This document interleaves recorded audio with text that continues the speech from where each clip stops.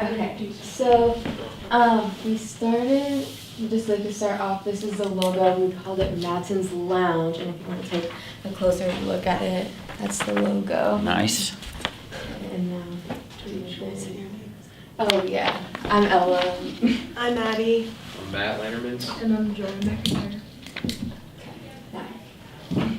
Alright, so the how was we used the measurements, all the credentials, and the budget when we decided on what we wanted and what we needed for our basement. We tried to go with things that were durable but also like lower on the lower budget. And we also made sure that the bedroom, bathroom, storage room, and living area were all good size to entertain the family and friends, because that's what she said that those are the most important things. And we worked well together. No, for our decision making, we worked well together and made sure that everyone agreed on the design. And in the end, we ended up still being within the budget.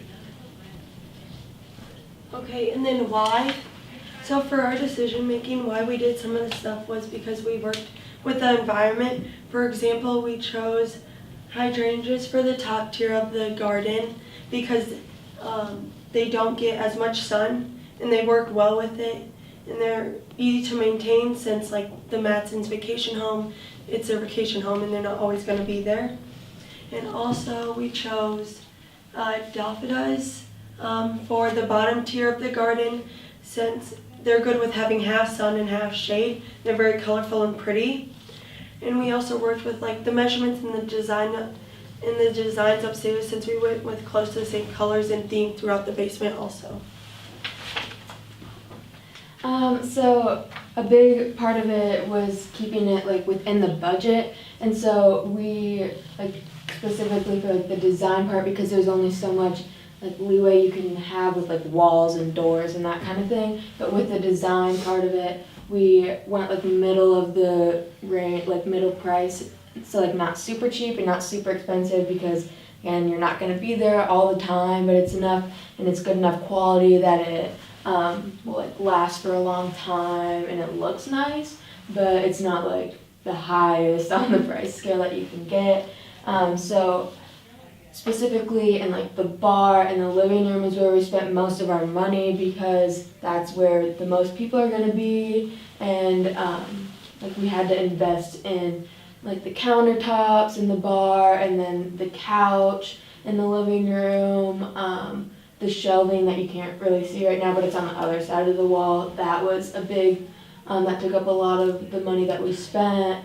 But then in the bedroom, we kept it pretty like basic design elements, and then in the storage room, it was just the bare minimum, like what you need to just store the stuff in it, but no one's really gonna be like in there, so it's not, we didn't make it look really, really nice, just functional. Cool.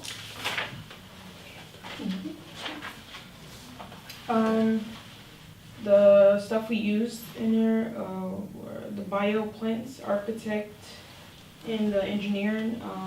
The biology, we used plants on a patio, and for the architect, we did the painting, the interior design, the exterior design, and the materials for the basement. The engineer, we were the wall structures, the measurements, and the pricing / the math. So, just want to go through every room now, like the prices and stuff. Cool. Okay, so if we start with the living room, the prices, the carpet for like the whole space was $1,207.80. I don't know if you want me to read every price. Yeah. Okay. So that was like almost our most expensive thing, other than the island and the bar. But the TV, the shelves, and then the couch, it's all like middle, like we said, it's like middle of the line, like prices. Yeah, I feel like kind of looked at the living room a lot. Yeah, so for like our bar area, that's where we spend our most money, as you can tell, with like the island and the countertops are all stone, because we wanted it to look nice, especially if you're gonna be entertaining people. And then, yeah, and then we put a fridge in there since we had leftover money, so you can store like any like juices and like alcohol and like the food you need, so it's convenient to you. Bedroom. So the bedroom, we kind of did the same thing. If I can get it.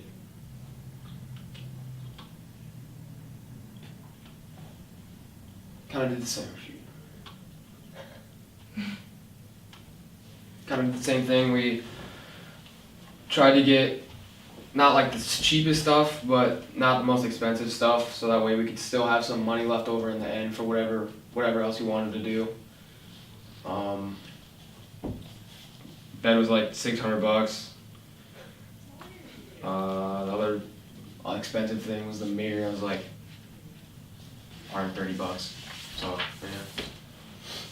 yeah. The next thing was, I would say it was probably like the least expensive was the storage area. The door was probably like $300. The shelves were like $260. Total wasn't that bad. It was like $260. I mean $560. I'm sorry. Just put a couple shelves in there, just store a couple stuff. And yeah. Cool.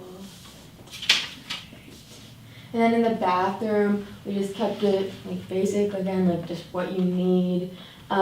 So there's the shower and toilet and the sink, and it's all just the basic stuff. And we tried to carry the color scheme throughout, like the bedroom and the bathroom, kind of keeping that the same. And then the living room and the bar area the same, because the walls are like a light blue. It's kind of hard to tell, but it's like a light blue in the bedroom and the bathroom, and then it's just gray out in the rest of the areas. And then for the patio, we did like couches and chairs and a table, because you're right by a lake, so you can look over the lake and everything, have everybody outside. And then we did the flowers, as we already said, and yeah. And then we had the big sliding glass Yeah. doors, that way you could have the view from the living room, and then we had the window too, so that way you could still see it from the bedroom. And we talked about it to make sure that there was a window in the bedroom in case there was a fire that you could get out. That was another good reason why. The grand total for the whole place was $13,241.93. So like pretty far under budget. I mean, with plenty of room if you wanted to add in your own kind of things into it, whether that be like design stuff or whatever you want. But, yeah. Cool.